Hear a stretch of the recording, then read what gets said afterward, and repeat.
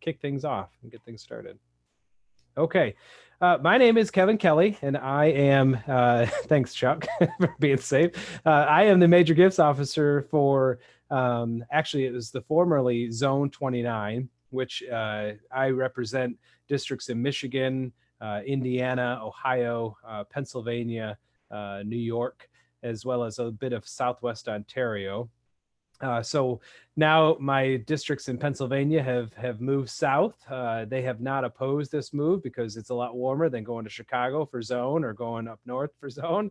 But it's just been really exciting to work with all of my districts in Pennsylvania as we do that transition. But I've been on staff for almost 5 years now, and I reside in Metro Detroit area and work out of my home office here. And also, last disclaimer before I pass it off to Lori for introduction. This is homeschooling, so I can't guarantee that my kids won't come into the room to disrupt me. So just a disclaimer before we get started. So Lori, why don't you introduce yourself? Great. My name is Lori Menzel, Major Gift Officer for the northern part of Zone 33. So I serve the wonderful districts of 7545, West Virginia, most of West Virginia, except for a little bit of the top, which Kevin has, and then 7570, which I like to call the 81 corridor, all the way down into Tennessee. Vivian, we were just talking about that. Vivian's my wonderful DRFC there in 7570. And then 7610, which is almost all of Virginia, 7620, Washington, D.C., and most of Maryland, and then 7630, which is Delaware. So I enjoy it very much. I've been on staff since February of 2018. I think I'm the youngest on staff of the four of us here on the call. I'm in great company with all these colleagues and enjoy very much working with Rotarians and for the Rotary Foundation. Thanks, Lori. Carl, how about you introduce yourself? Thanks, Kevin. I am Carl Davis. I'm Senior Major Gifts Officer for the Rotary Foundation. I have been on staff since 2013, and I joined Rotary in the year 2000. So in my 20th year as a Rotarian, I live near Raleigh, North Carolina, and I work with donors who live in South Carolina, North Carolina, and District 7600 in Virginia. And I am really enjoying the opportunity to be with you today on Zoom. And I'm not the best at using Zoom, so if I'm muted or unmuted at the wrong time, wave your hand and let me know. But appreciate it. I am Deborah Lowe. I'm the Senior Major Gifts Officer for Zone 34, which is all of Georgia, all of Florida, and the 3 Caribbean districts. And I have been on staff for 11 years, to be 12 years in January. Lori's shaking her head. So I am the most senior of my colleagues. And it has been, and I know many of you have heard this, where, this has just been the greatest gift that I could have ever been given in my life, is the opportunity to serve Rotary. I've been a Rotarian for close to 20 years, but my role as Major Gift Officer has just put me in situations and relationships with just some amazing people who have really made me a better person. And so I'm grateful for having this opportunity to serve with all of you. Up until this past January, I actually worked from my home office in Central Florida, but I moved up to North Georgia. I live in Blairsville, Georgia. And this was actually the realization of a 30-year dream to live up here in a rural community up in the mountains. So I live in a very small town. And I am a member now of the Lake Chateau. Oh, we might have lost that last second with Deborah. She was having some internet issues when she first came in, so we'll see if she comes back in. Well, I thought we've been training some conversations between Carl and Lori and Deborah and I of just how this presentation, we wanted to keep it as current as possible, of how this year is quite different than most of the years that we've been on staff, and how we've related to it, and how we've been able to move full speed ahead, and how it might be relatable to you in your role as a Rotarian, but also if you have a zone role or a district role. So one of the things that we wanted to talk about is just the fact that we've spent a lot of time in district meetings, in zone meetings, and club meetings. And a topic that comes up quite a bit is the health of the Rotary Foundation. how does the Rotary Foundation dealing with the pandemic, and how have we been able to move ahead, and are we concerned about what the future may hold as far as just being a nonprofit? And this was one topic that Deborah was going to speak on, so we're going to have, hopefully if Deborah pops in, we'll pass it off to her and have her provide some thoughts, but I'll have my colleagues also participate. But first and foremost, I think it's really important for us to just set your mind at ease that the Rotary Foundation is going to be fine. We've been around for over 100 plus years. We've been through a pandemic before. We've gone through world wars before. We have a very conservative approach for our investments. Oh, good, Deborah's back. I just started with the health of the Rotary Foundation, Deborah, so I'll finish my thought and then pass it off to you. But I think that my colleague Carl likes to talk about this, reiterating the point that we've gone through this before. We're going to be okay. There are some things that we've had to readjust, but for the most part, things haven't changed a whole lot. We haven't had to, although we can't travel, all of us are still working full steam ahead, especially our major gifts officers. We're used to working out of our home office, so we're in a good position. But Deborah, I just talked briefly about the health of the Rotary Foundation, and I'm hoping that you might be able to add a few thoughts just based on your conversations that you've had with some Rotarians of some concerns that may have come up in your conversations. Thank you, Kevin. And I apologize for this never happened. So of course it's going to happen today. And for some reason, Zoom is sending me messages that it wants to do an upgrade. So hopefully I'll get through my part. So to Kevin's point, we really are built for these times, and it's been amazing at how quickly all of you as Rotarians and leaders have pivoted and really just continue to keep your clubs engaged and your districts engaged, and certainly encouraging gifts to the Rotary Foundation. We had a record year in giving last year, over $408 million contributed to our Rotary Foundation. I thank all of you. And you all will remember that by mid-March, COVID was pretty much shutting our country down, shutting the economy down. We as staff had stopped traveling by then, and yet we still saw just an amazing year in generosity to our foundation, including meeting the $50 million goal for Polio Plus in order to ensure the 2-for-1 match from the Gates Foundation. So it just speaks to the fact that we are a healthy, vibrant organization. And I want to just kind of touch upon a couple of things that came out of last year. We had 210 named endowed funds established. So that means that there were gifts to the foundation or commitments of $25,000 or greater, so that we had these named funds that will support the foundation in perpetuity. We saw 1,770 major gifts come in. So those were outright gifts of $10,000 or greater. I mean, again, that just speaks to how dedicated and generous our Rotarians are.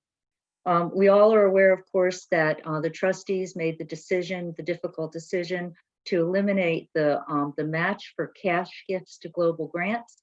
And that was due really because we were kind of a victim of our own success.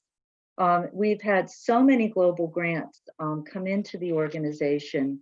And just to touch upon a couple of numbers, we had 490 approved district grants last year, and that was $33.6 million. We had 1,359 global grants approved, and that was $95.6 million. So plus, and Kevin will speak more to this, we had the COVID grants that were allocated. So a lot of strain on our World Fund, and that's not a finite source of money. And so that I think kind of gave some concerns to our Rotarians about how healthy is our foundation, but it wasn't an indicator of the fact that we are in trouble financially. It's more an indicator of Rotarians like you are doing exactly what you should be doing, and that's using our Rotary Foundation to do good in the world. Our goal this year is $410 million in cumulative giving in all funds to the foundation. Currently, year to date, we're at $52.7 million that have been contributed. So again, thank you so very much. And right now we have $20.8 million that's been contributed to the annual fund and more than 7 million contributed to Polio Plus. And I wish you all, of course, a happy Foundation Month as we move forward. And just quickly an update on polio.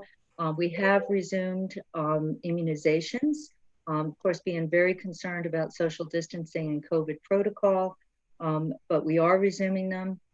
We have 132 cases of polio to date, so very unfortunate. But of course, we were able to certify the continent of Africa as polio free.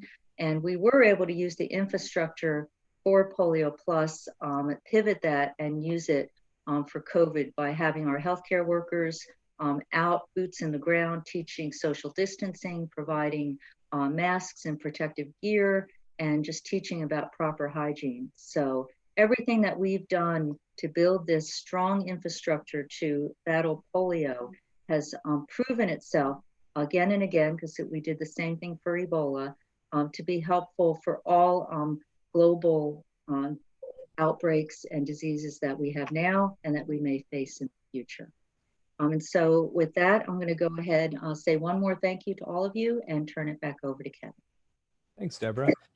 Deborah had mentioned just Rotary's response to COVID-19, and I think it's really important for us to continue to speak on how quickly Rotary responded, because quick response usually doesn't coincide with the Rotary Foundation. It takes a while for us to move things and pivot when there's an issue that takes place. And so it's something as me as a Rotarian, I'm really proud of, but also as a staff member, and just briefly wanted to describe how that worked.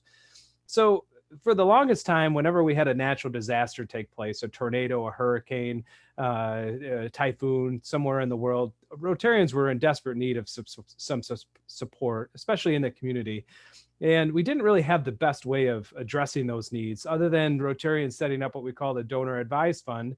Barry Rasmussen set up quite a number of these in his home country. But it wasn't probably the best way for us to respond when we had a disaster take place. And so the foundation set up, it's almost around 2 years ago now, we set up what was called a disaster response fund. And so when we did have disasters that take place, if there was money that was in this fund, they could utilize these funds to help address these community needs. Well, when COVID-19 happened, we didn't have any money in the disaster response fund. I think I saw at one point we had about $8,000 in this response fund because of these disasters taking place.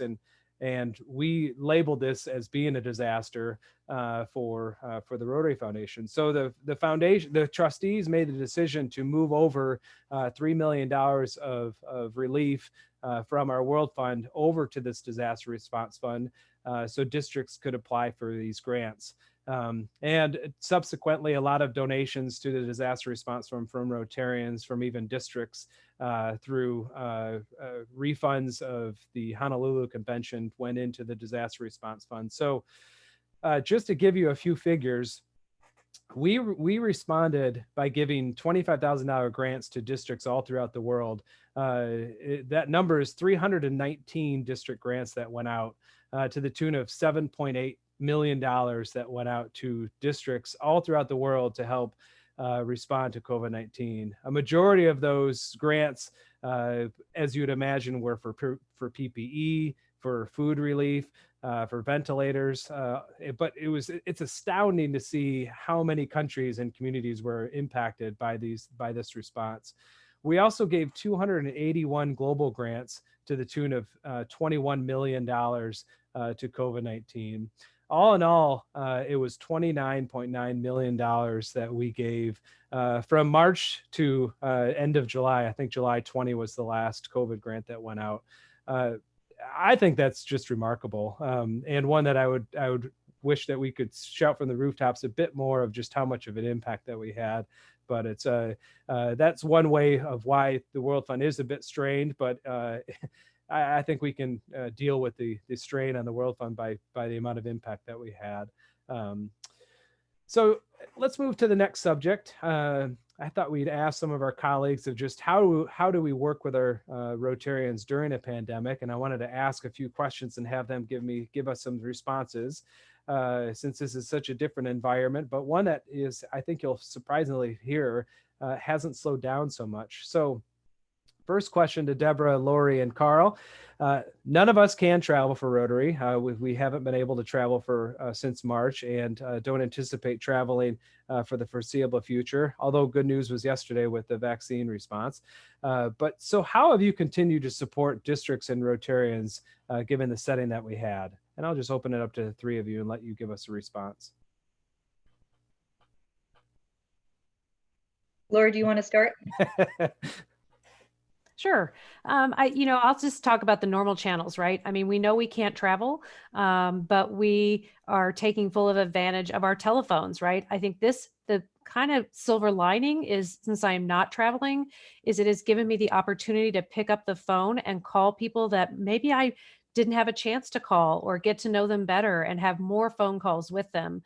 Because we're trying to be very conscious that not everybody wants to get on Zoom. So it's important to pick up the telephone.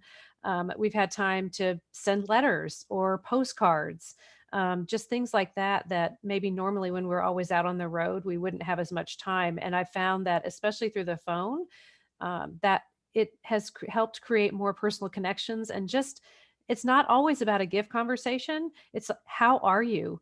And what's going on? How are you feeling? Is there anything we can do? And just listening to everything, because we've been thrown so many things right now, not just the pandemic, but all the things that our country is facing. And so it's important sometimes to listen and just have that cup of coffee together and chat. So just using some of those normal channels that we would use, but use them more than we have been recently.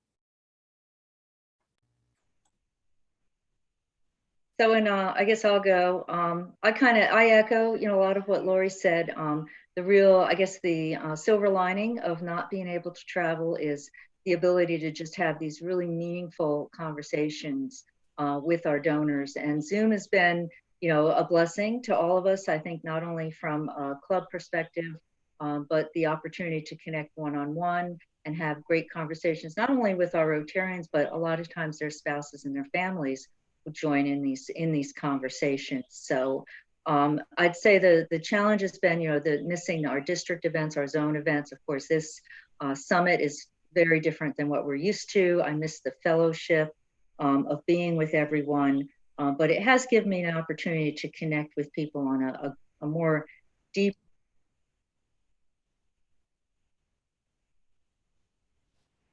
So I think we need Deborah to contact her internet company in Blairsville, Georgia. Perhaps they haven't moved to 5G yet. But Carl, how about we have you respond of how you've been able to work with Rotarians and districts as well? Sure. Like all my colleagues, it has been largely shifting to digital modes, using the telephone, using Zoom. I have set up an online scheduling program. And so now when I want to meet with people, email them a link and they book an appointment with me. And instead of us agreeing to meet at, the Panera Bread in Wilmington at 4 p.m. on Wednesday to have a cup of coffee and a gift conversation, we both click the same link in and come into it on our computers or telephones. And when it's time to sign gift documents, instead of passing a paper across the table with a pen, we take pictures of it with our iPhone and text or email it to each other and do it that way. And the thing that surprised me most about this COVID crisis has been Rotary's flexibility and ability to respond. We're an organization that's built on in-person meetings, and yet we're still going strong. We've largely kept going with electronic, and same thing with our gift work. We're still having the important conversations. We're still moving the money from the places where it is to the places where the donors want it to be to accomplish the good they want it to accomplish. And I won't say we haven't missed a beat. It's certainly a different way of doing things, but it's very effective. Carl, why I have you here?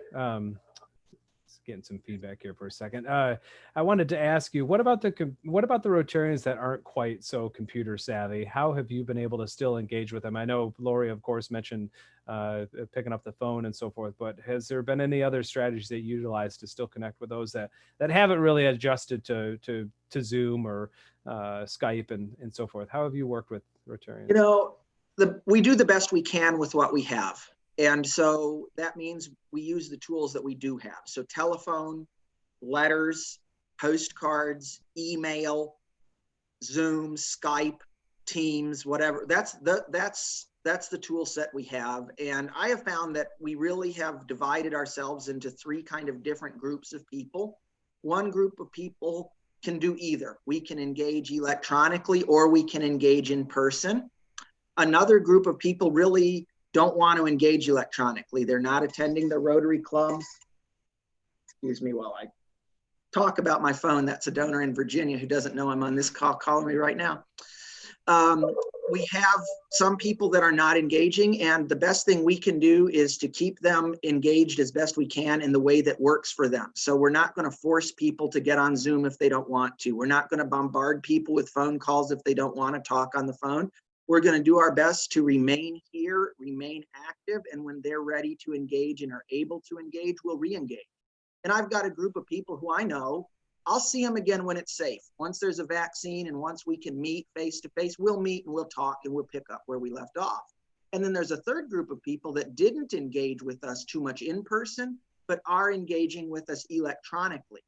And so those are largely people who live in places where maybe we didn't have physical access easily because they live in a rural community that it just, I just can't get every place. I can't get to every place in Eastern North Carolina as much as I'd like because I'm busy in the more developed places where I have greater density of people when I do trips.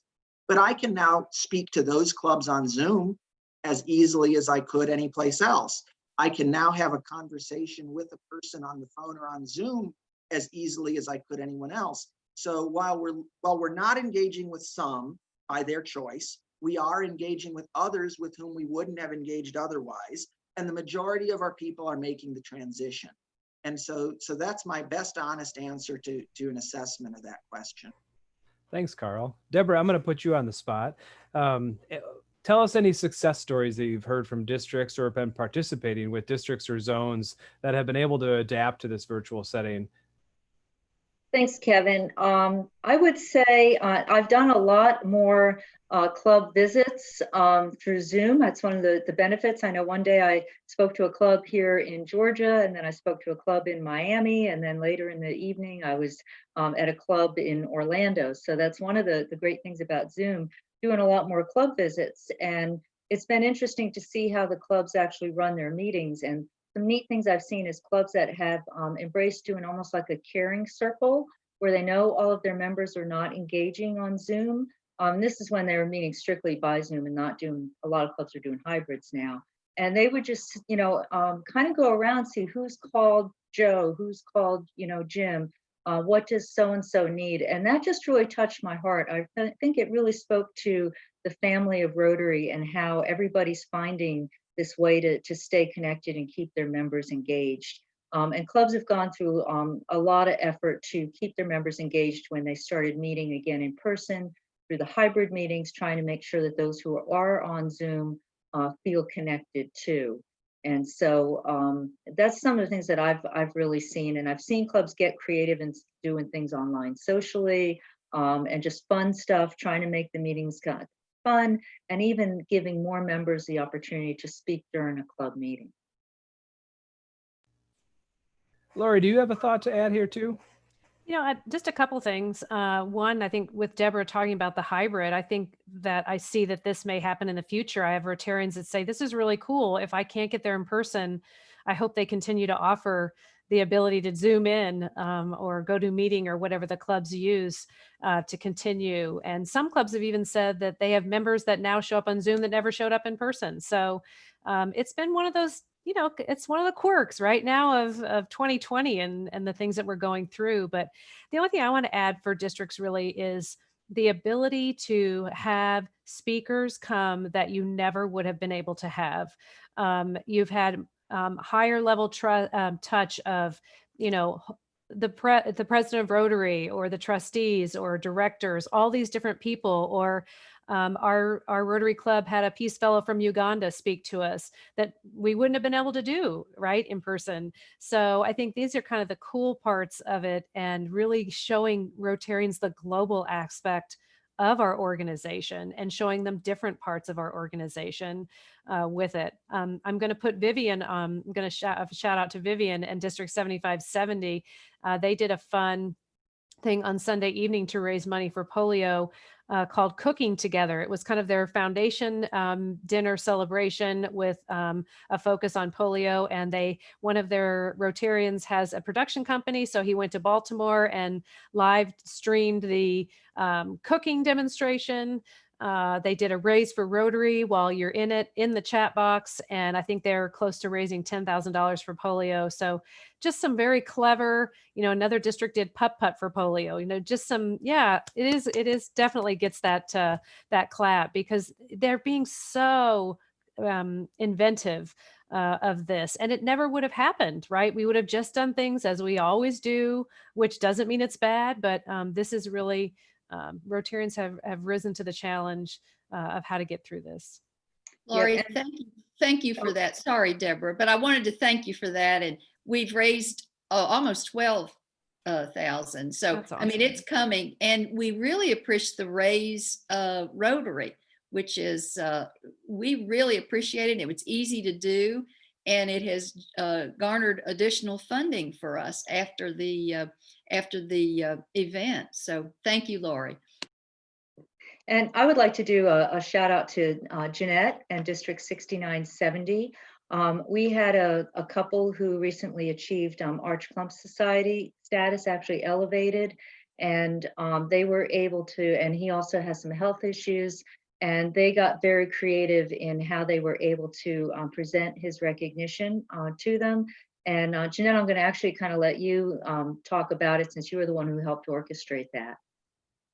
Alrighty, well, it was a first for us, that's for sure.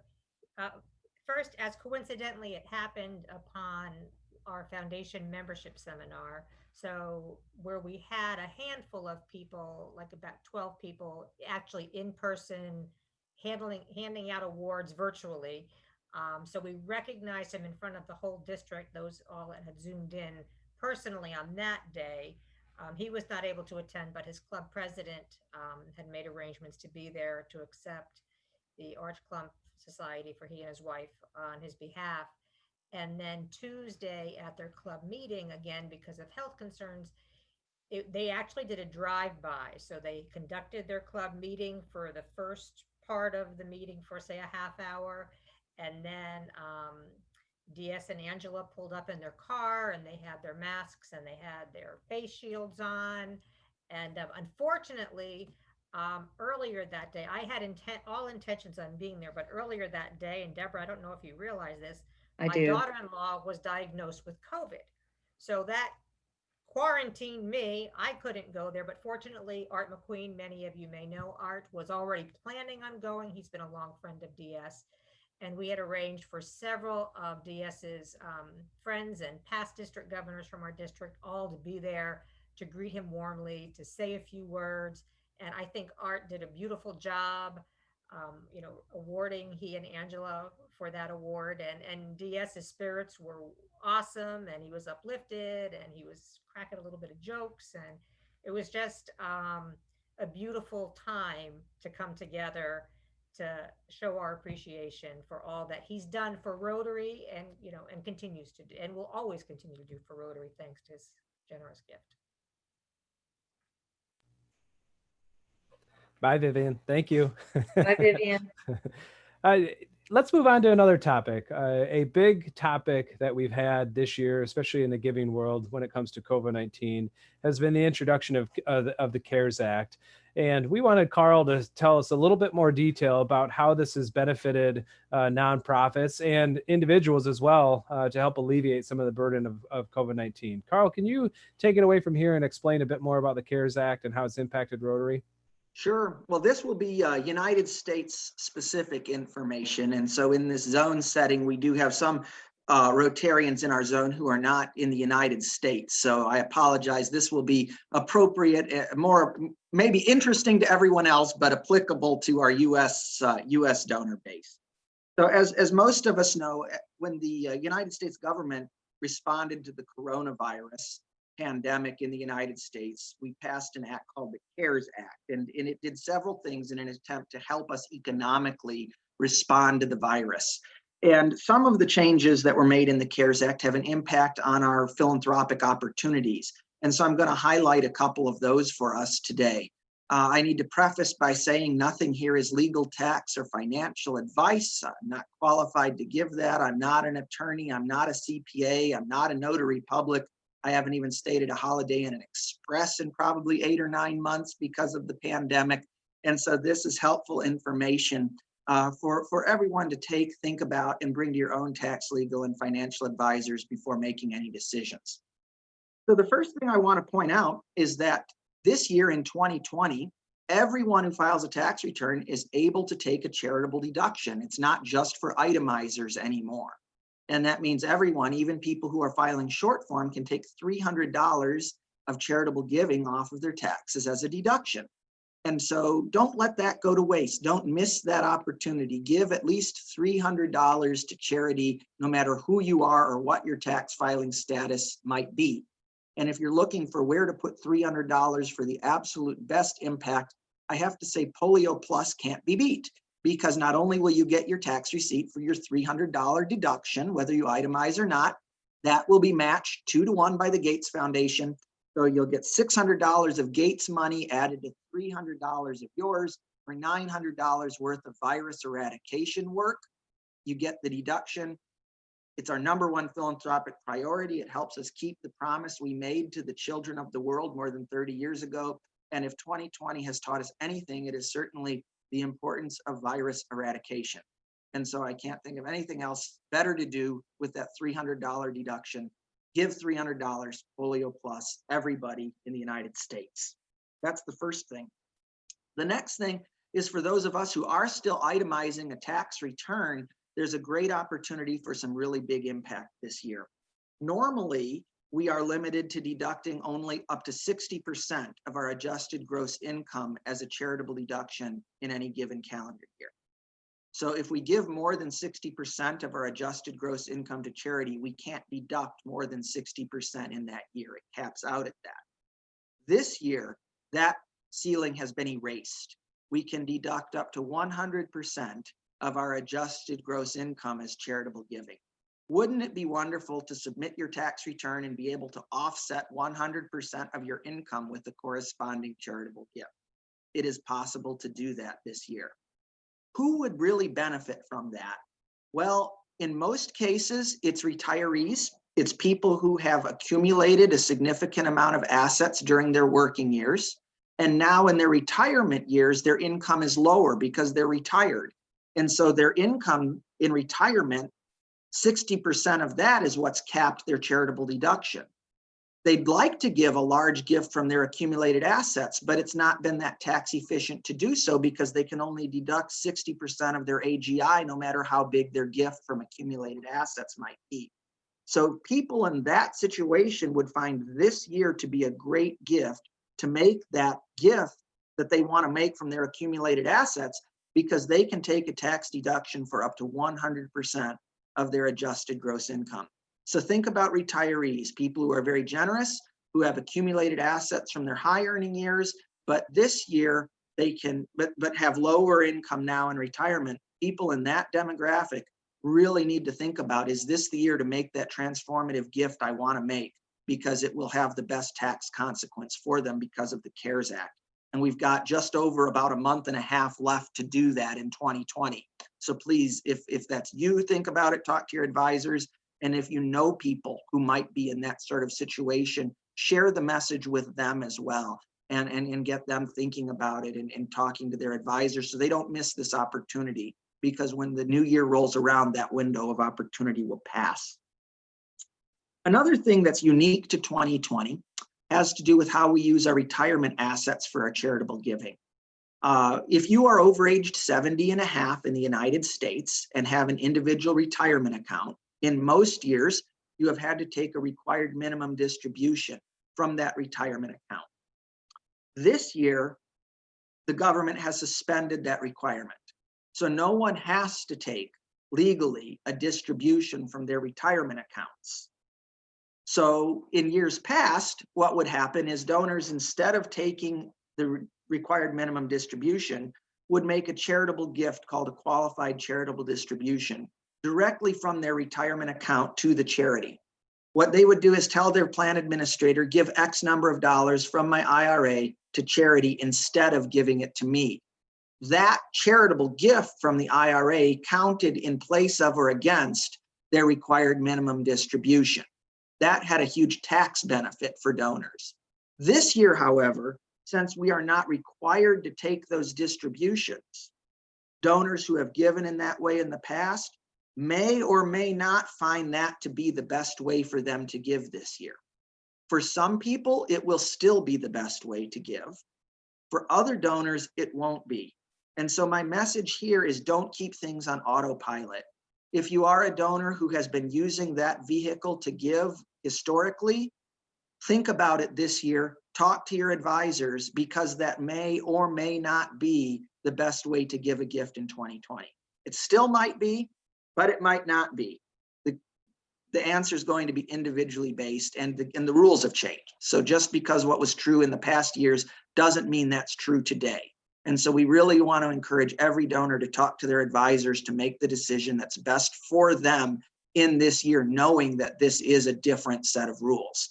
And again, we're closing in on about 6 weeks left in the calendar year. And so now is the time to be really looking at those conversations with your advisors.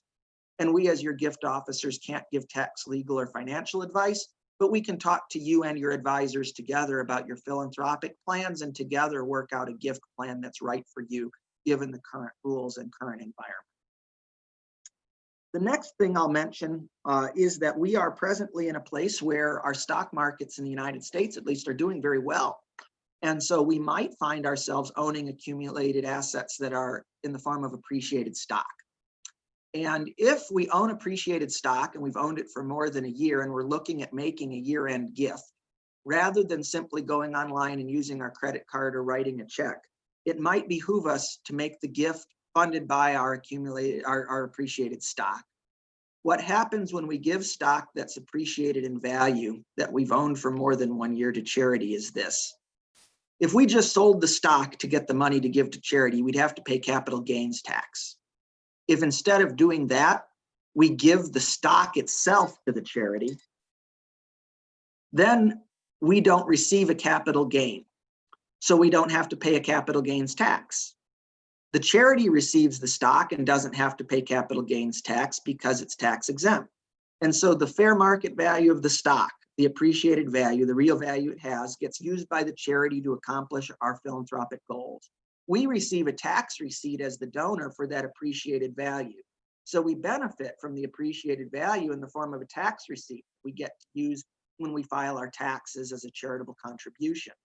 So we avoid paying capital gains tax. We're able to put more money than before to the charitable purpose because there's no tax liability, and we get a tax receipt for the fair market value. So it's a really good way to fund a charitable gift if we own stock that's appreciated. And since the markets are doing very well right now, many of our donors will find themselves in that position and should seriously consider funding their charitable gifts in the year 2020 with that vehicle. That might be especially true for donors who used to fund out of their IRA, but as I mentioned, maybe that's not right for them this year. So maybe this year, the gift vehicle that's right for them, instead of using their IRA, is to use appreciated securities. So that's something that might be very different for people in the year 2020. Finally, I'll say we're in a very low interest rate environment right now. And the Fed spoke about 3 days ago and said they have no intentions of raising the interest rates. And so what that means for us is that if we have money that's sitting in a savings account or a CD or other such places, we're not really getting that big of a return on it. And so many donors will look at that and they'll say, well, what can I do with that money that's more effective? That's giving me more value, more return, that's a better use of that money than allowing it to sit in a place where it's in a low interest rate in return. And one opportunity for a donor to do something is called a charitable gift annuity.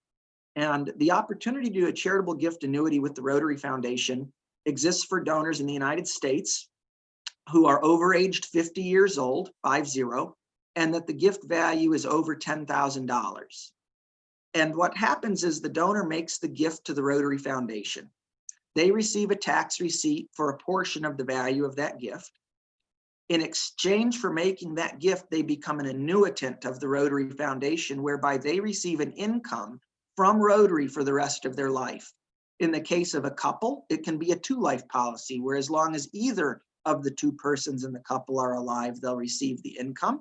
In the case of a single person, it can be a single life policy. The Rotary Foundation backs up those payments with all of the assets, full faith and credit of Rotary. So it's a very stable income stream.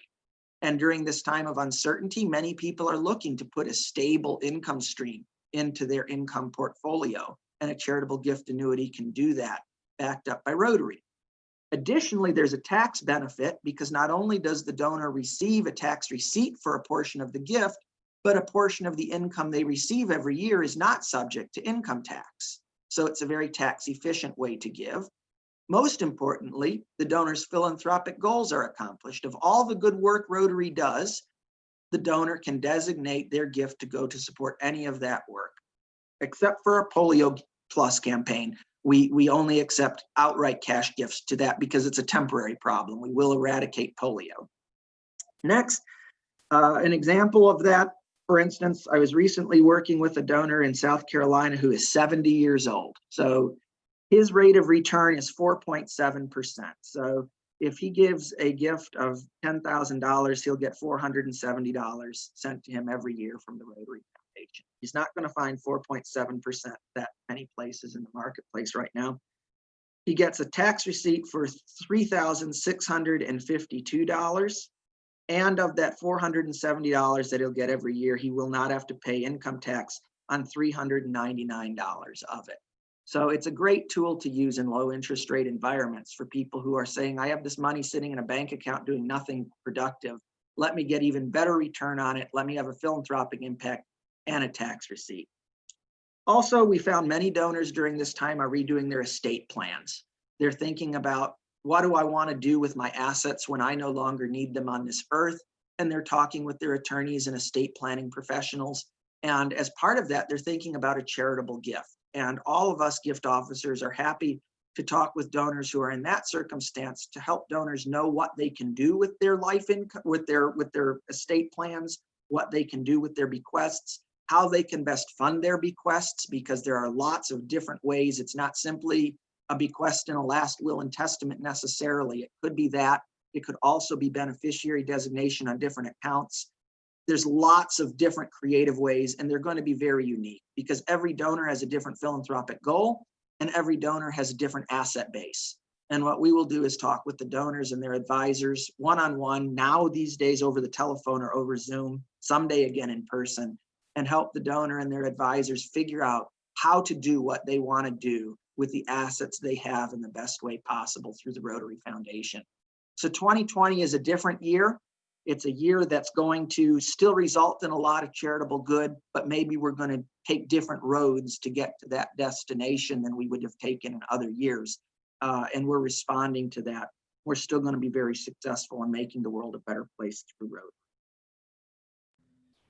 So we gave Carl 15 minutes, and Carl, being a good steward of time, I looked at my clock, did exactly 15 minutes on the dot. Well done, Carl. Lots of information there, and we wanted to offer any opportunity for any questions if anybody had some at this point before we move on to our last topic. Anybody have any questions that you want to ask Carl? Yes, Jeanette. I actually, thank you. I had this conversation with our district governor not too long ago. He recalls hearing or learning, and Deborah, and you may be aware of it, the ability for a Rotarian to donate $25,000, and maybe it's through a charitable gift annuity, I'm not sure, to the Rotary Foundation. The proceeds of that, he said, say it's $1,000 or more, could actually come back to the Rotary Club to fund scholarships locally in their community. Is that such a thing? You sort of, a little off. You're probably about 80% right with that description. Okay. So what that would be is the creation of a named fund. So, Rotary Foundation has three main funds: Polio Plus, the annual fund, and the endowment fund. When a donor gives $25,000 or more to the endowment fund, the donor can create a named fund within the endowment. So the $25,000 will be commingled with the rest of the funds in the endowment fund for investment purposes, but reported on to the donor in the name of the fund. So we could create a name fund that bears our own name or a family name or the name of someone we'd like to honor. And the earnings that it generates every year will be used to support whatever philanthropic priority the donor designated when the fund was created. And the opportunity that's most like what you just described would be called endowment fund share. So using our 20-year annualized rate of return, a $25,000 named fund would generate about $1,000 per year in earnings. And if the donor selected endowment fund share as their designation, half of that would go to the World Fund, wherever the trustees see the most need. And the other half would be used for district designated funds for your local district, DDF. And as you know, you were talking about grant work, so I know you know this. It's up to the local district how to use their DDF. And so some local districts do tie it to clubs, some districts don't. And so from the Rotary Foundation's perspective, all we can say is that the endowment fund share designation will result in half of the earnings going to the district designated funds of that donor's district. But how it gets used beyond that depends on the donor's district. Does that answer your question? Yes, it does. So there's no way to have the that $1,000 go directly to, or even if suppose I created my own endowment fund and I wanted, or maybe I created the charitable gift annuity and I wanted, instead of taking that $1,000, could I have that $1,000 transferred to another charity? So if you set up a named fund, two different things. So named fund, let's talk about that first. Named funds will generate the earnings to district designated funds, and then it's up to the district what to do with it. That part. And that can't be bound. So that's totally up to your district. So that's that. The charitable gift annuity side is a different thing. And when you get your gift back, not your gift, you get your annuity payment from the Rotary Foundation every year. That's legally yours. You can do anything you want with it. And if you'd like to make a second charitable gift of that, you'd get a second tax receipt for that also. And you could give that to any charitable purpose you'd like. Okay.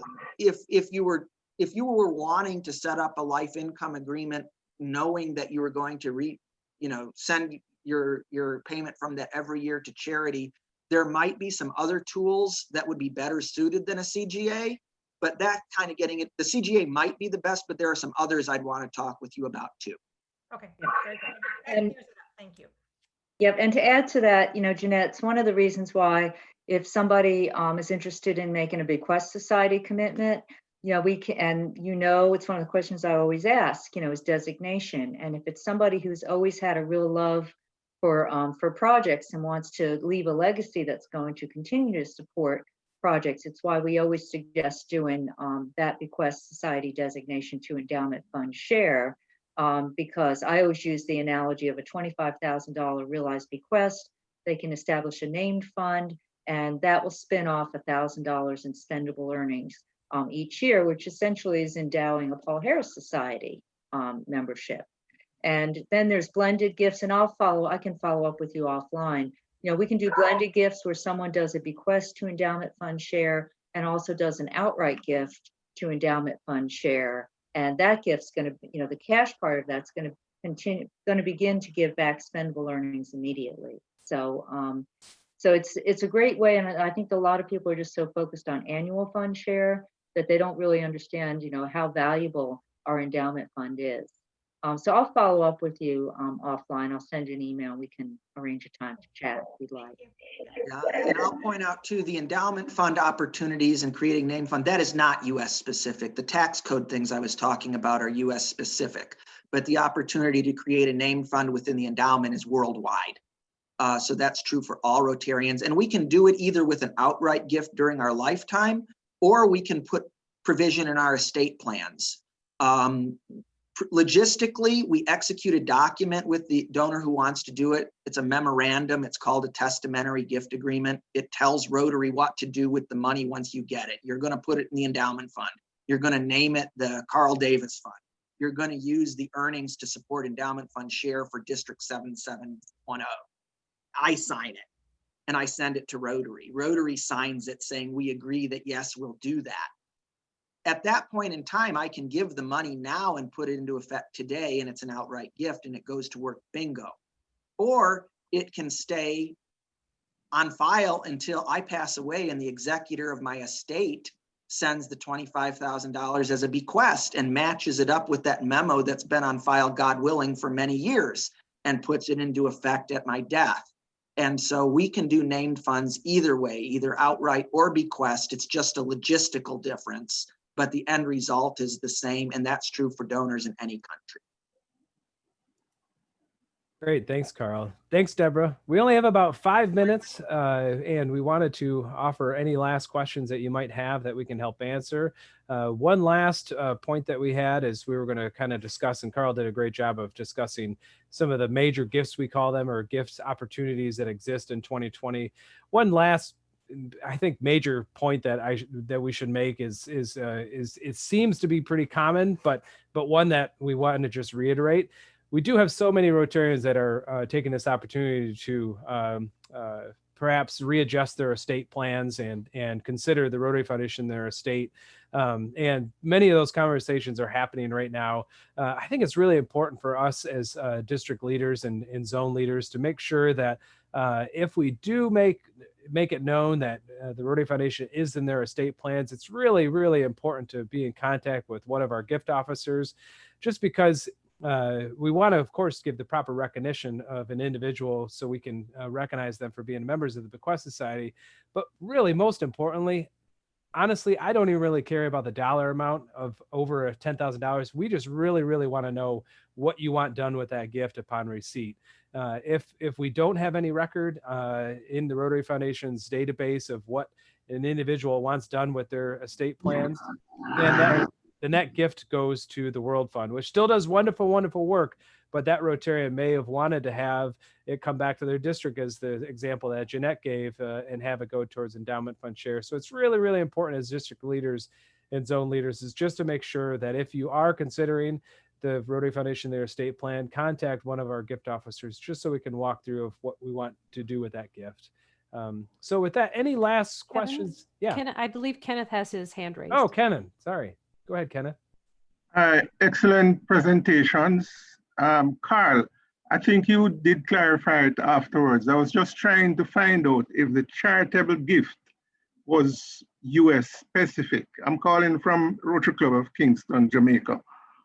The charitable gift annuity is specific to the United States, and we are only authorized to do them in certain United States. So we can't even do them in every specific United State.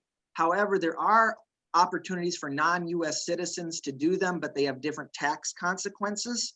And so if you're specifically interested in doing it, the best thing to do would be reach out to Deborah Lowe, your gift officer, and she can put you in touch with our planned giving department. They will speak to you about your unique circumstances to find out if you are able to do one with us or not. And also, there are different trust laws in different countries. So even if we can't do a charitable gift annuity, sometimes we can do different life income agreements through trust forms. But I can't speak to anything outside of the Carolinas or Virginia personally. But do talk to Deborah. She will connect you with our planned giving department, and they will provide you with a country-specific answer for you. Okay, thank you. Any remaining questions that we have that need to be answered? Well, thank you. Thank you for being such a vibrant group and participating with us and spending some time with us this morning. Most importantly, I think Deborah did a great job of just reiterating just the appreciation we have for your continued support of the Rotary Foundation as through your time and treasure for the amount of support that you give us. It's just really, really appreciated. And if there's anything else we can do for you, by all means, contact us anytime. Thank you. Thank you. Bye-bye. Thank you. I appreciate. Thanks.